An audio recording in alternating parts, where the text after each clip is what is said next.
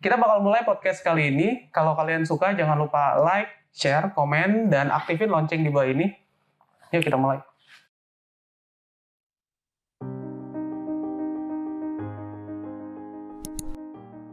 Oke, kali ini gue ada sama Karina di sini, salah satu sosok yang bakal gue angkat di Valburi podcast kita hari ini ya. Halo Karina. Halo. Apa kabar? Baik. Mungkin buat smart investor di rumah yang belum tahu, ya pasti belum tahu lah ya.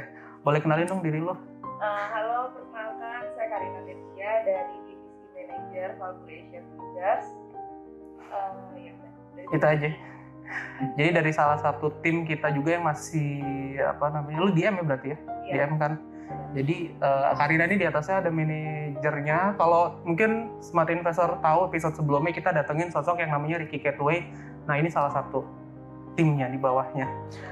Kita bakal ngomongin mungkin sedikit bisnis, sedikit juga gue mau ngangkat dulu tuh gimana sih sosok Karina nih yang mungkin kita anggap salah satu individu yang di Valburi ya bisa dilihat lah progresnya gitu ya. Gimana Kar? Aman, lancar semuanya bisnis? Alhamdulillah. Lancar ya. Selama pandemi ada gangguan nggak? Pasti ada sih. Ada banget. Ada. Anak-anak? Ada juga. Lo kan udah punya anak buah dong? Udah. Sekarang kan DM, jadi ada berapa total anak buah? Total sebenarnya ada 12 Aktif semua? aktif. Cuman bulan lalu ada yang left orang. Oke. Wajar lah ya kalau Wajar. kerjaan. Iya. Nah terus gue mau tahu ketertarikan lu di bidang ini tuh apa awalnya? Dulu. Jadi dulu itu sebenarnya gue tuh banker. Dan jadi 5 tahun kerja di salah satu perusahaan bank. Terus pada saat itu gue memilih buat cabut dari perusahaan itu. Akhirnya bangun usaha sendirilah, ekspor impor dari Jakarta ke luar negeri. Cuman pas COVID kan semuanya kan jadinya kan nggak bisa terbang gitu. Pada saat itu gue nganggur. Nah pernah suatu ketika gue pergi bertiga nih sama temen yang salah satunya itu sahabat gue itu temennya dari DM gue sekarang, Ricky gitu. Ketemunya waktu itu di daerah Senopati ceritanya. Sebenarnya awalnya itu bukan nawarin kerja ke gue, tapi ke temen gue gitu. Akhirnya temen gue satu masuk, satu enggak. Singkat cerita, waktu itu hari Sabtu. Habis itu Kak Ricky ngajakin salah satu temen gue buat lihat ini kalau mau prospek orang nih kayak gini gitu. Nah temen gue nelfon, Kak temen ini yuk. Ya udah, gue niatnya cuma mau nemenin temen gue mau masuk kerja. Oke, nah terus pas hari Senin Kak Ricky bilang sekalian aja main ke kantor gitu. Ya udah, gue coba main ke Valburi, temen gue isi data. Terus dia nyuruh gue isi data juga. Ya udah akhirnya gue isi, tapi belum pikir apa-apa gitu. Oh mau kerja di Valburi gitu. Ya udah isi. Terus gue tuh ingat gue kayaknya pernah punya temen yang main trading. Main forex gitu? Kalau trading apa di saham? Dulu itu masih nggak tahu tuh trading itu gimana, tapi pernah lihat dia grafik kayak kayaknya ini trading deh gitu. Itu kan masih belum ngerti. Terus gue ajakin dia ketemuan jam makan siang. Jadi sebenarnya waktu itu training jam 1 yang kedua. Tapi ngajakin hari ini Kak ikut yuk ke temen aku gitu. Kayaknya dia main saham deh. Ya udah, pergilah sambil makan siang. Langsung closing. Oh dia join tuh malah? Join, langsung 10.000. Ternyata dia itu udah ikut 5 tahun. Oh jadi tradingannya trading futures lah ya? Ternyata futures. Dan ternyata di terus jadi kalau untuk featuresnya sendiri lo belum pernah tahu dong ya sebelumnya trading forex tuh kayak gimana gitu kan? Boro-boro kepikiran lo bakal akhirnya bisa kerja di sini nih, ya kan? Nah terus setelah lo kerja nih, bener membuktikan nggak dulu ketertarikan lo di broker dan akhirnya gue bisa dapet nih yang gue pengen kerja di broker? Pertama kali itu mikirnya tuh kalau trading itu susah. Tapi lo sendiri pernah trading nggak? Pernah nggak kayak belajar kan mungkin anak-anak sekarang kan ya main saham kecilan gitu kan? Enggak. Dulu sama sekali nggak? Enggak. Lo taunya duit itu dikelolanya di bank udah kelar? Iya. Terus? Nah itu ya udah akhirnya pas udah punya nasabah, dia udah jadi nasabah gue, baru di situ belajar dikit-dikit kan. di Valpur ada morning trading, terus pelan-pelan belajar sama Ricky, belajar demo saham dari situ kan. Itu kan sebelum pandemi ya, kalau saya ingat Iya. gue kayaknya lo join kan sebelum pandemi Iya. kan, tahun 2019. Bener. Terus habis itu lo kayak belum fokus. Kalau menurut gue sih lo dulu belum fokus kan, terus ngilang kan, lo gabung lagi kan sekarang jadi DM. Sempet freelance waktu itu. Oh iya, freelance. Tapi nasabah trading berarti. Nasabah lo handle terus trading gitu. Iya. Menurut lo prospektif nggak sih dengan kerja kayak gini? Maksudnya lo kerja di broker dibanding lo dulu? Lo di bank lo apa marketing? Dulu bagian KPM. Lending berarti. Marketing juga kan? Lebih prospektif mana nih kalau buat kayak kerja marketing di broker apa di bank? Di sini lah. Di broker. Kenapa? Alasannya? Alasannya? Berarti kan lo udah punya perbedaan nih. Dulu gue kerja di marketing bank, sekarang marketing broker. Pertama dari jujur. Iya. Pertama dari sisi gaji sih pasti. Gaji sama income berarti. Dari income. Yang kedua, ternyata anak-anak sekarang itu lebih tertarik main saham. Jadi investasinya udah mulai mereka punya mindset duit dikelola buat invest, dan investasinya tuh yang kayak capital market lah ya. Iya. Trading gitu kan. Trading. Udah lebih maju lah kayaknya. Jadi dibandingkan lo punya duit udah didiemin aja di bank gitu kan. Nah terus lo join lagi fokus mas itu kan kalau nggak salah lo fokus join lagi berarti pas pandemi banget tuh. Iya, pas pandemi banget. Apa yang mutusin lo? Ya udah gue balik lagi deh, gue mungkin pengen jadi DM. Lo dulu kepikiran pengen jadi manajer nggak sih? Sebenarnya ditawarin jadi manajer udah lama. Udah lama? Iya. Oh, oke, terus? Cuman kayak bilang sama Kak Riki, akhirnya aku belum mampu gitu. Kan punya tanggung jawab gitu kan. Enggak karena bisa, enggak kayak aku belum siap gitu. Nah, tapi aku sering masukin anak-anak. Iya, lo banyak referensi kan? Iya, banyak rekrut anak. Kasih referensi. Tapi aku kasih ke Kak Riki, terus kasih ke manajer yang lain. Gitu. Kak Riki selalu bilang, kenapa sih nggak ngerekrut untuk Karina sendiri gitu. Akhirnya baru ngeberani diri. Nah jadi sampai akhirnya lo masuk lagi, mungkin di sisi diri lo tuh gue pengen ya sama saja di Valpur gitu kan. Terus di tengah pandemi lagi susah kan, menurut gue sih ya susah, apalagi orang-orang nyari kerja di zaman pandemi susah. Menurut lo gimana? Tantangannya di mana? Jujur susah, tapi waktu transisi dari freelance terus mau full time lagi tuh sebenarnya di otak gue tuh udah mikir, oh gue kayaknya bisa nih ngobrol sama dia, gue kayaknya bisa nih ngobrol sama dia gitu. Jadi udah emang di otak tuh udah punya target, kayaknya dia bisa gue ajak ngobrol gitu soal investasi ini gitu, ini bisa gitu. Ya ada beberapa nasabah yang pas pandemi itu harus ditemuin tuh nggak sekali. Tapi secara langsung nggak karena deket banget, jadi langsung. Oke.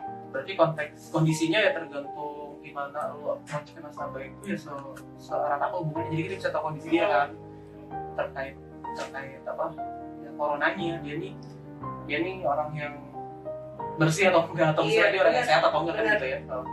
Jadi ada beberapa orang di otak gue tuh ada target si A, si B, si C gitu yang emang dulu itu sempat kerja bareng, atau emang gue tau dia punya usaha sesuatu, atau emang dia punya uang untuk investasi gitu. Jadi gue nggak mau datang ke orang yang emang kelihatannya dia nggak tertarik gitu.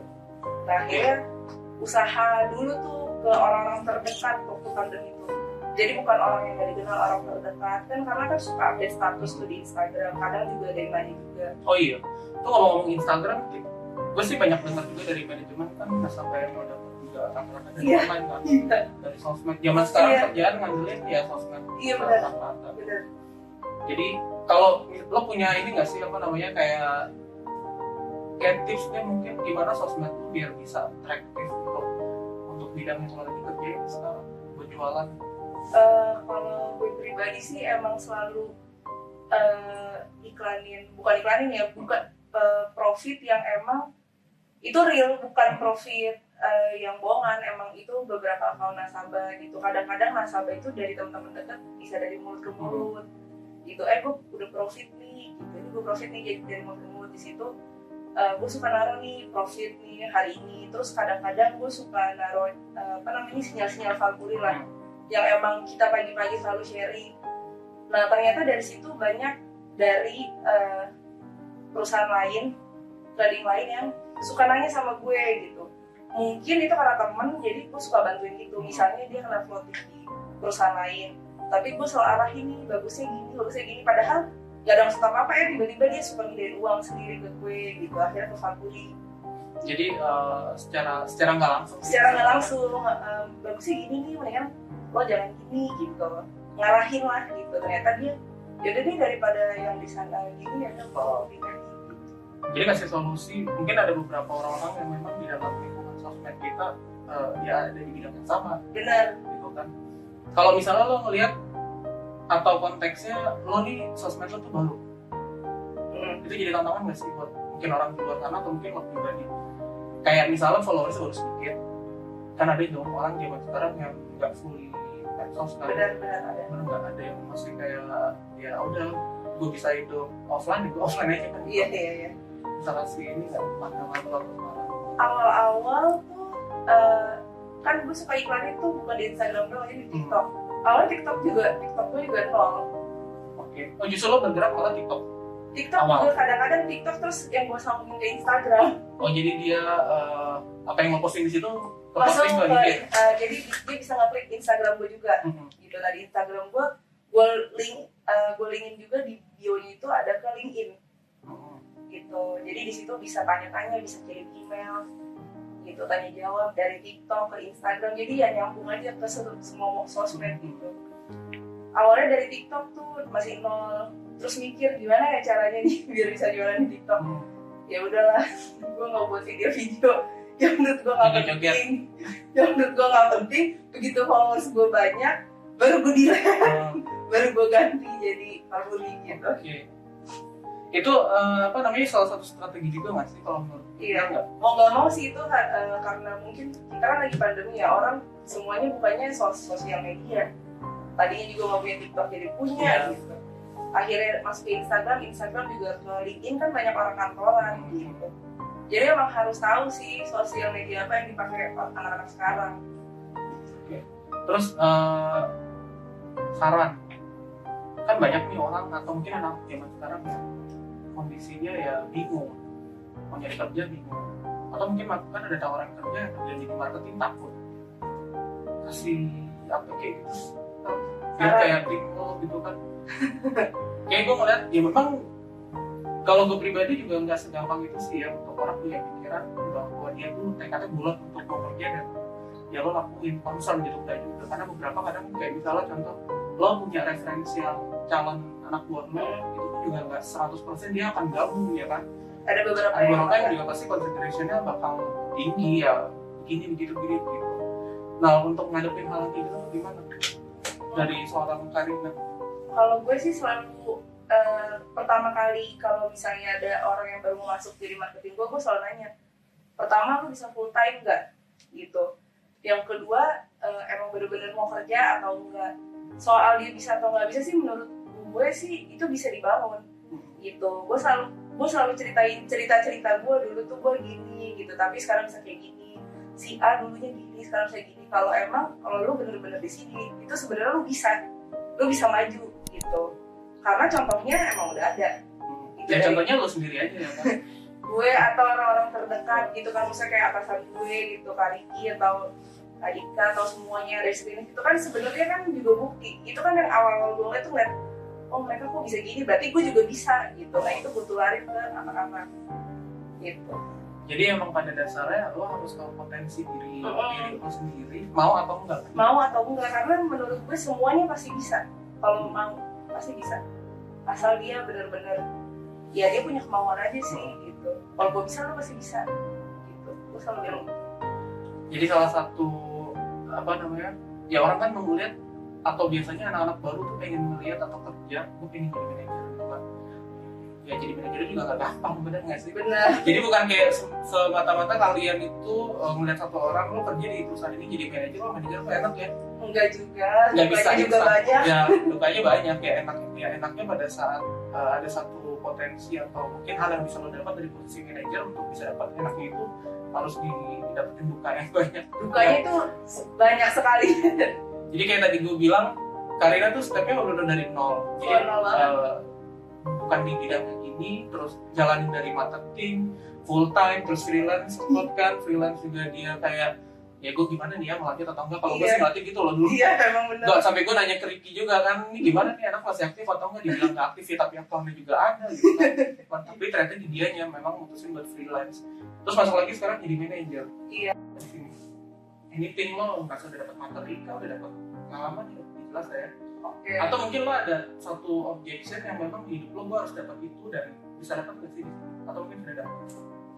Pertama ya, yang benar-benar dapat sini pasti dari income tuh itu jauh. Jadi selama gue kerja di bank, jualan semuanya ini paling benar-benar emang bisa merubah gitu. Yang udah didapat selain pelajaran juga banyak banget, karena di sini juga banyak dukanya. Pasti lah. Terus banyak dukanya. iya. Terus udah bisa beli semua sendiri sih, udah sampai bisa beli mobil juga. Itu pencapaian gak nyampe setahun malah. Mantap. Sebenarnya sih pada dasarnya orang punya pencapaian masing-masing. Iya, mau dari nol banget. Tinggal orang tersebut aja mau dikejar atau enggak, panjang pendek atau sebentar atau lama pencapaian masing-masing orang beda-beda. Nggak harus materi sih sebenarnya ya. Benar nggak? Benar. Ya, cuman ada kalanya pada saat lo memutuskan untuk fokus apalagi kerjaan lo marketing, kalau bukan materi yang dikejar lo nggak akan bisa dapat. Benar, dan harus suka sih sama pekerjaan ini, karena di sini itu sebenarnya yang paling dibutuhin itu sebenarnya kuat mental.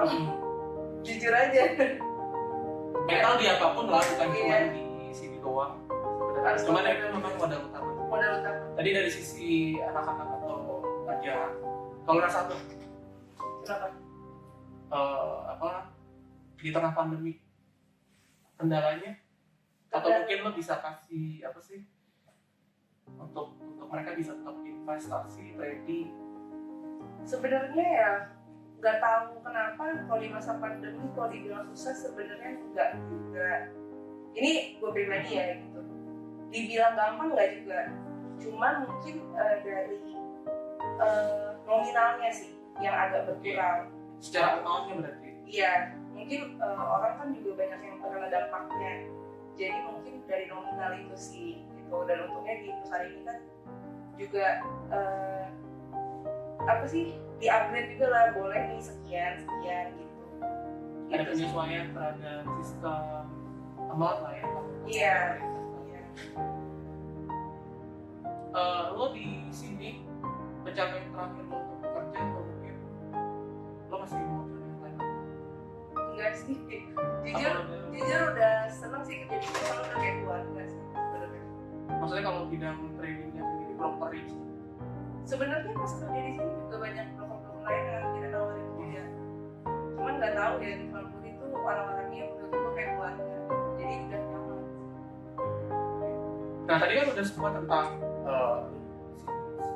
gimana suka-sukanya, obstacle-nya, terus anak-anak, tim segala macam. Berikutnya investment trading itu kan sekarang lagi hype banget. Benar. Mau dari yang ya brokerage seperti kita yang scope-nya memang besar, terus lagi brokerage yang memang directnya kan. Iya lagi hype banget. Untuk mereka yang tertarik, punya duit, tertarik, yang mau dikelola, mungkin mereka aja trading secara umum. Lo bisa kasih tanya. Kalau gue biasanya kalau ke calon nasabah selalu gue kasih tahu nih, kan gue punya beberapa account, ada yang kecil, ada yang middle, ada juga yang besar gitu nih. Gue kasih tahu kalau misalnya kecil kira-kira tuh cara tradingnya kayak gini, kira-kira profitnya bisa profit sekian biasanya gitu kan. Tapi tetap di kedepannya resiko juga gitu. Jadi kalau kecil resikonya begini, yang besar begini, yang besar begini gitu, sesuai kemampuan sih biasanya. Gitu. Karena basicnya sebenarnya semua bisnis tuh menurut gua ada resiko gitu. Even mau buka restoran atau kopi sekarang semua ada resikonya gitu lah, mungkin nggak ada apalagi di trading gitu. Jadi karena sekarang semuanya PPKM ya, jadi menurut gue bagus uang itu diputerin di investasi gitu. Gua dikasih tahu realnya aja gitu untuk orang bisa dapat income masa PPKM. Jadi trading itu bukan cuma sekedar investasi, iya, bisnis juga. Jadi bagaimana kita mengelola, benar-benar mengelola keuangan. Benar. Investasi yang punya itu kan kita harus sadar kita punya modal berapa, risiko berapa. Lu mau dapat untung berapa baru ya itu ada resikonya kita akar. Iya. Nah yang mungkin tadi gue bilang regular tax ya pada saat kondisi pandemi orang-orang di rumah ya mungkin duit nanti dari atas apa kebiasaan mereka hari-hari kan terbatas gitu. Oke Karina, thank you untuk hari ini udah isi podcast kita di sini. Sama-sama Mas Haji. Semoga sukses terus, lancar bisnisnya, anak buahnya juga lancar. Terus lagi mungkin kalau lu jadi kita capai lah cita-cita. Iya. Thank you. Ya, thank you.